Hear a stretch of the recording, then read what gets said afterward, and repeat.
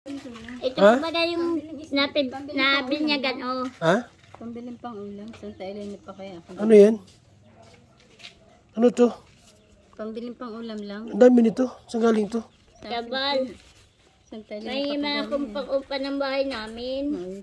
Hi, Wala kasi kaming bahay yun. Ma'am Sir.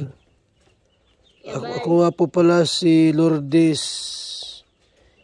Yung dati pong vendors sa terminal sa Superlines ng Santa Elena ng taga Rizal, Minasag, Santa Elena, Kabal, baka pwede pa mag-request. Camarines Norte. Ano ng bahay. Ito, ang init na tayo, ang init.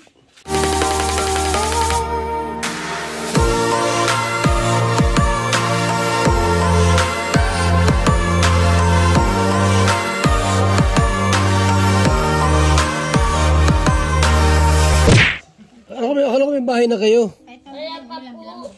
Pinalayas nga po kami dun eh. Oh. Wala nga kami pong bahay.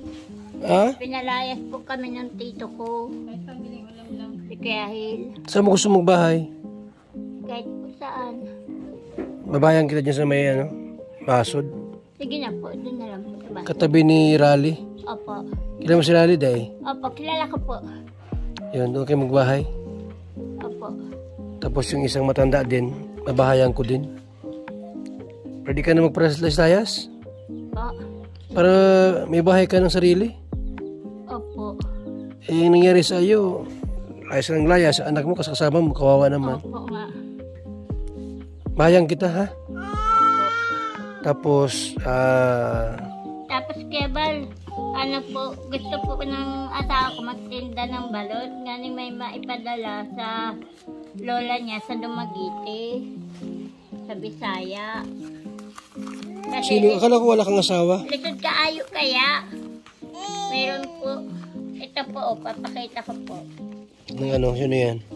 Papakita ko yung picture ng asawa ko. Kilala mo yan kasama mo? Kilala mo yan, babae? Hindi. Alin po? Kasi yung babae na yan, kilala mo, hindi? Kapatid ko po yan. Ito? Opo, kapatid. Mahirap din. Opo, ito po yung asawa ko. Kakalaya lang ng Magkapatid kayong dalawa? Opo. Mahirap din? Sino to? Yan yung asawa ko. Kakalaya lang ng kulungan. Anong kaso? 11 po. Anong kaso niya? 11 po. Anong 11? 11 lang po. Yun lang po. Ano ang kaso niya? Matakulong? Ano po? Napagbintangan po. Walang kuryente. Napagbintangan po. Nasaan sa mo ngayon? Nasaan? Nasa bahay po ng kaibigan namin.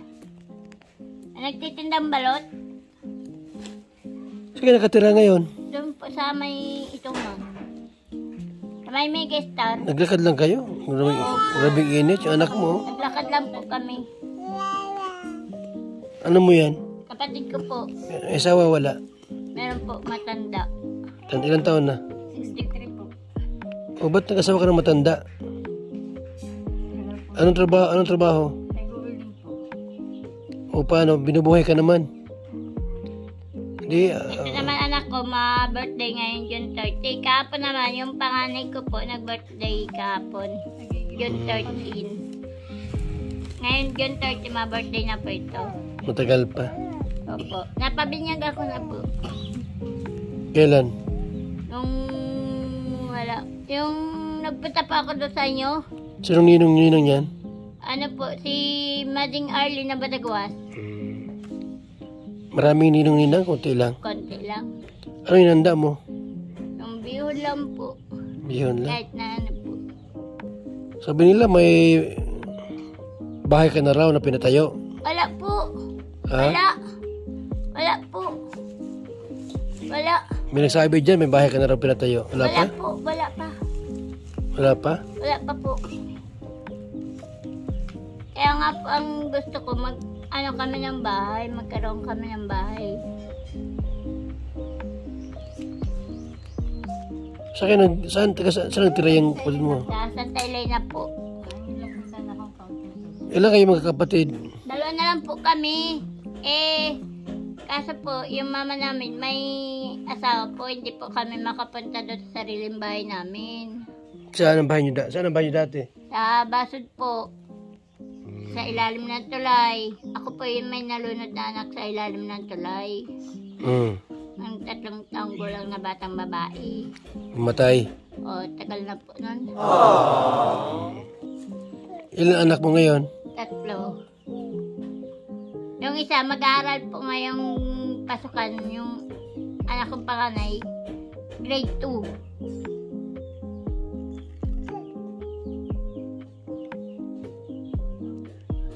Wala kang anak ni? Ikaw, wala kang anak? Meron? Wala. Bakit? Ilan taon ka na? Ba't di ka nagkaanak? Hindi pa po kami, Ha? hindi pa po kami binibiyaya ng anak ng asawa ko. Hirap ng buhay ngayon. Oo. Nagkaanak pa kayo.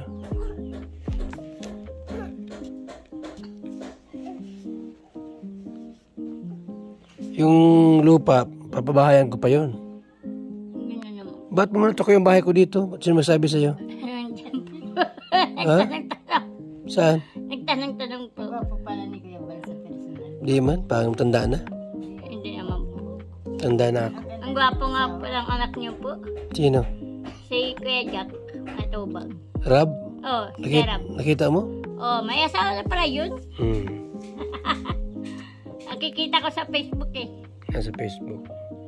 Kahit sa Santa Elena, kung saan po kami nangihingi ng kasama. Minsan sa Lower, minsan sa Bastia. Oo.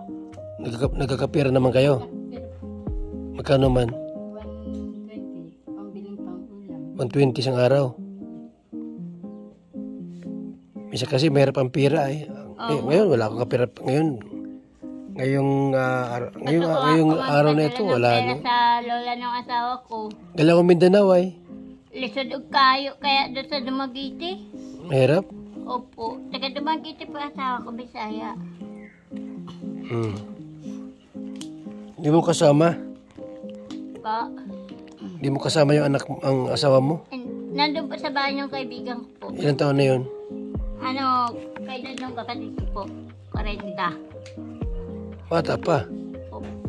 Siguro malakas gumawa ng bata yon. Siya? Opo. Kaya marami kang anak ay. Ilan anak mo ngayon? 3 na lang. 3 patay, 3 buhay. 6. O ba't gusto mong mag-anak na mag-anak? Sa kanya matanda na yung asawa niya kaya mahina na yan, no? Mahina na. Kanina na po. Hindi niya nakakaromansa. Ano lang gawa sa'yo? Halik-halik lang. Wala nang iba. Kaya di ka nagkakaanak. Si Maricel, 40 pa, malakas pa yon. Oo. Ano? Kaya nga doon kinarali, di ba? Bahayan ko doon. Gawan ko ng bahay, 2. Isa doon sa matanda. Saka isa sa'yo. Ang gawin ko, isang haba na lang, 2 kwarto. Pwede naman mag-upa doon sa may nakita akong paupan dito sa may malapit sa amin. Ewan ko kung magkano doon. Maupa kayo. Opo. Tanungin mo kung magkano. Yung kwarto maliit lang muna habang wala pang bahay.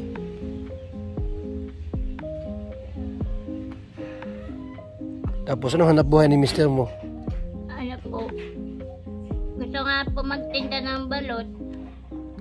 Bakit wala ngayong tinda? Wala po. Kasi gusto niya magpadala ng pera sa lola niya. Mahina na din kasi yung lola niya sa Dumaguete. Mahina na? Opo. Yung mga pamilya man po niya, yung pamilya niya nasa nasa Olongapo. Tapos sa Maynila. Sa Bacolod. Taga Bacolod kasi yung stepfather ng asawa ko po. Di mo kayo kasal? Kasal kayo? Hindi. Gusto ko nga po magpakasal eh. Inano ko nga po doon sa simbahan. Gusto nga po namin magpakasal nung ng asawa ko po. Payag siyang kasal kayo? Pa? Payag siyang, ibig sabihin, payag siyang ikasal kayo, payag siya? Opo. Okay lang sa kanya? Opo. Ilang taon ka na maga? Ako po, 37. 27. Kakanak pa kang marami niyan. Masarap ang anak no? Masarap na, mag-anak ka no? Hindi naman po. Ha? Hindi po. 6 mga anak mo, namatay 3. Nabayaan mo ay. Wala kasi kaming bahay ay.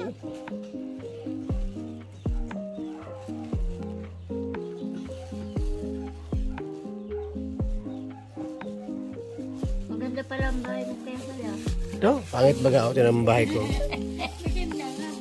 Ito mo, ang bahay ko pangit. Oh. Ay, tira. Ha? Ito, maganda ba yan? Kami din po yung natulungan mo sa Santa Elena. Pangit.